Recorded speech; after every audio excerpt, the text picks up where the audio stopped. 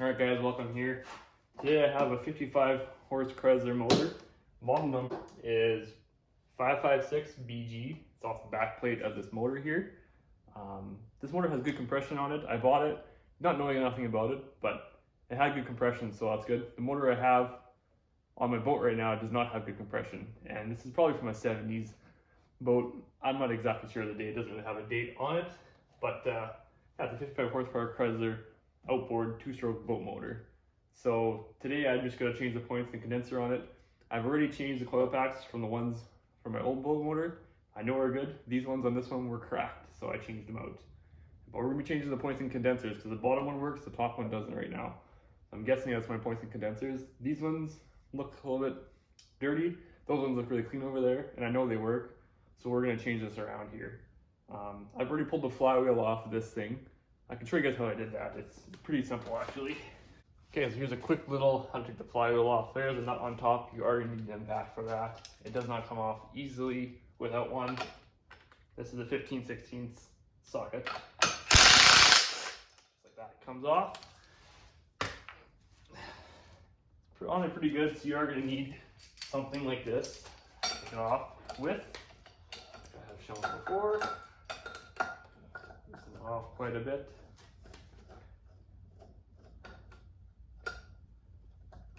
This thing is there too. More.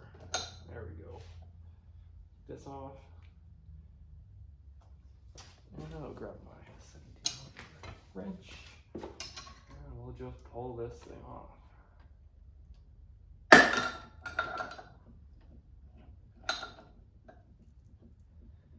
Pops off.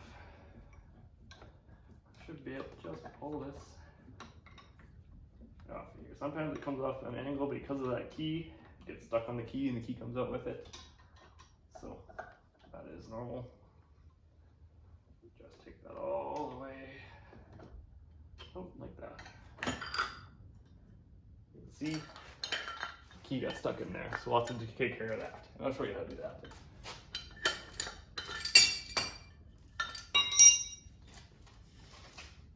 So, key came out. When this happens, you have to be very, very careful and watch for this thing. This thing pops out of here sometimes.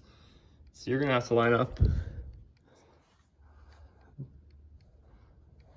those grooves there the best you can. And it might be hard to get in there because these things are in the way. So it may have to push this out or the other side out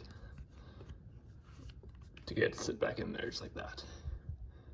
Because they're somewhat aligned, and I'll just have to take it out of there and put it back together again. And that's how you do the flywheel. This thing sits on top of here. It goes down a little further over top of these things here. But all I did was I took, obviously this gear puller here, put it on top, like this, around the rings. It might not be the right way of doing it. Some people may say otherwise. I don't know. Everybody's got their own ways of doing stuff, but put it on there. You know what's like, you don't have to break it off with this thing. Just put some tension on it. Get some tension on it, and then grab like a pry bar or a breaker bar or something, and just go underneath here and just like lightly tap up on this thing, spin it, do it again, and it'll pop right off. Just be careful, it does bounce off here pretty good. Be careful about that.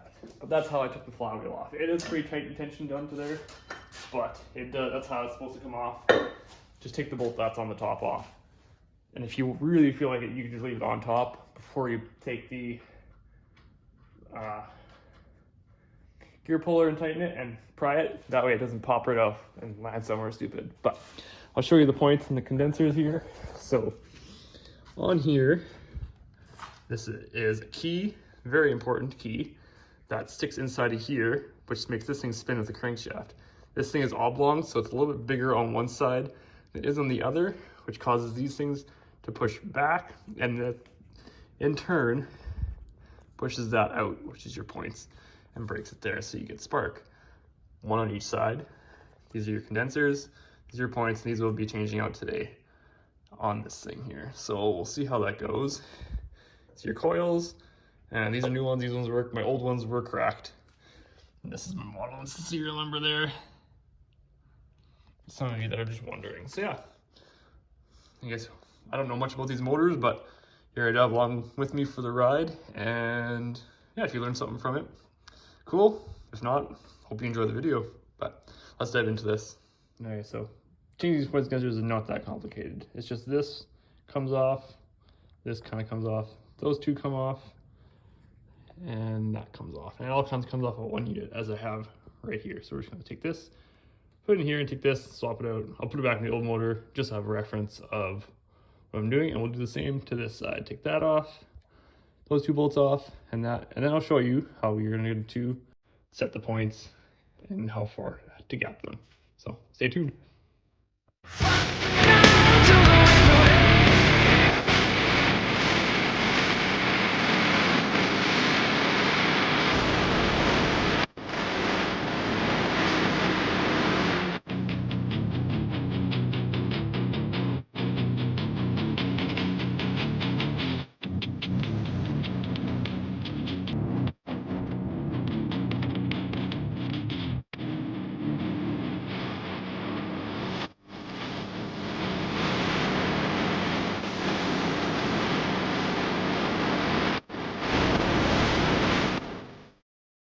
Okay, to do this, next point, to set your points here, you're gonna need a feeler gauge. And that's one of these right here. It's just a bunch of pieces of metal in there that are measured to a certain thickness.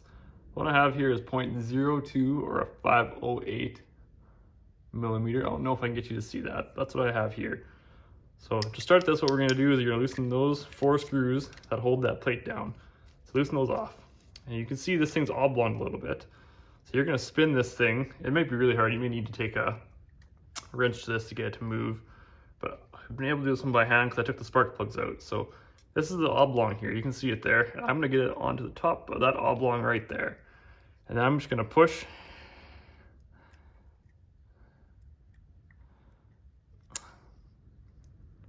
Come on. He's not cooperating with me here today. A little bit too loose. All right. This thing should swivel on a pivot. You should be able to push this thing back just, you can see you can move this thing here, hey?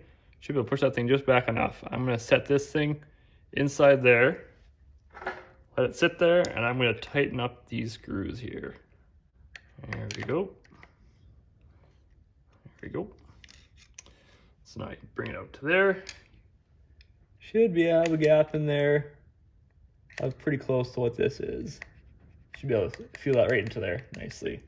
You're gonna loop this around all the way to this point again, this point here. So let's do that. Okay, that's pretty close there. So now these are loose, we're gonna pull back on the metal piece here. And you see that it went closer to that thing there. So I'm gonna pull back on the metal piece, sink her down into there, let her spring back into place there. And we'll tighten these 2 screws now too. Okay. And it should have a little bit of play in there. And then yeah, when you're done, just give it a good feel again.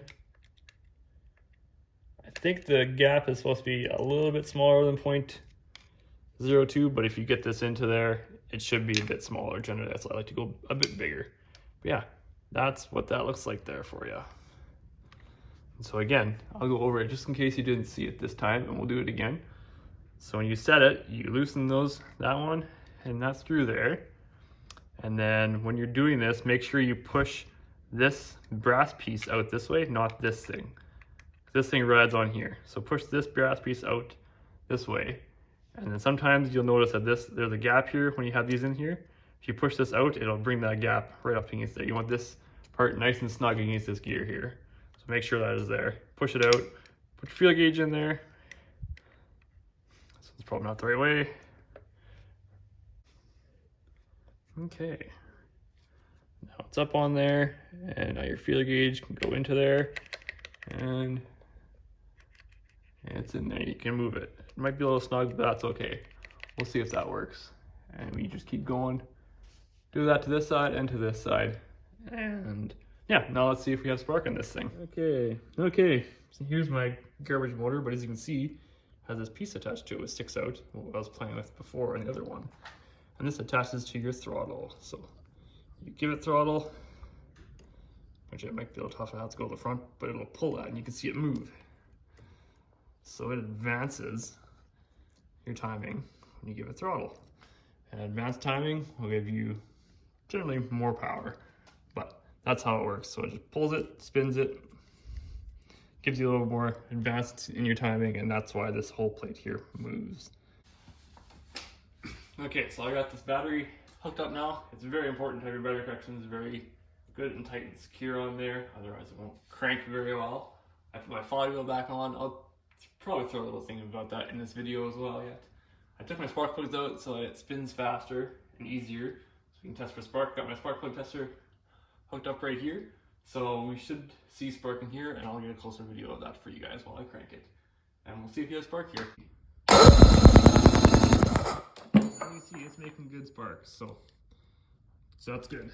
But before I tried it, and it didn't spark in there, and so I just swapped, the bottom one had sparks, I swapped the bottom one to the top, and then it didn't have sparks, so I knew it wasn't the coil. So then I went back inside and I adjusted the points again, and now it has spark. So yeah, the points are very important to adjust and make sure they're sparking. So make sure you have that gap good, and if it doesn't work, try regapping it again and go from there and just work from there. So yeah, that's that. That's sparking the gaps on your 55 Chrysler. All right, that's it for today. This is the 55 Chrysler motor, outboard motor for my boat. I have spark on both coils now, which is awesome. And here's one of the old coils that I pulled off. It has a nice crack in it. As you can tell, visual inspection says that it is bad. So this is a new one, which is way better. I have noticed that the roundabouts are a little smaller, but they'll work still. So that is just fine. We'll make that fit. Some things I learned about this as I was working on this, guess you could say just patience, and yeah, just really being patient with it is probably a good thing. Having a magnetic screwdriver is also very nice for putting those things back, those screws back in for the points and condensers. Really handy, as well as having one of these spark plug testers is really handy. If you have one of those, the glass thing, they work. You'll have spark, but this one will test how good your spark is. And normally things should be able to jump that gap of a spark gap. So if it doesn't do that, you know you have pretty poor spark on your car. You need something better to fix it, like an ignition coil, or adjust your points, because they should have a good reach of arc. And if it doesn't do that, you know your spark is bad. And under compression, it might not even spark on a spark plug. So that's where this comes in really handy, whereas a glass one will spark, but it might not be that strong, but it could give you a false positive. Just a little tip here and there for you to know that these are really handy. Super duper awesome to have. Really cheap, 15 bucks. Not even that bad. So yeah, like and subscribe. I'll probably continue on doing random projects here and there, and I'll just make videos of them. And but like and subscribe. Continue to follow as I continue to swap this over from here to there, swapping the leg out, just little things like that. Just that, yeah, I'll give you tips and advice of how to do it and go from there. But yeah, like and subscribe. Hope you enjoyed the video. Continue to follow to see this thing running later on maybe.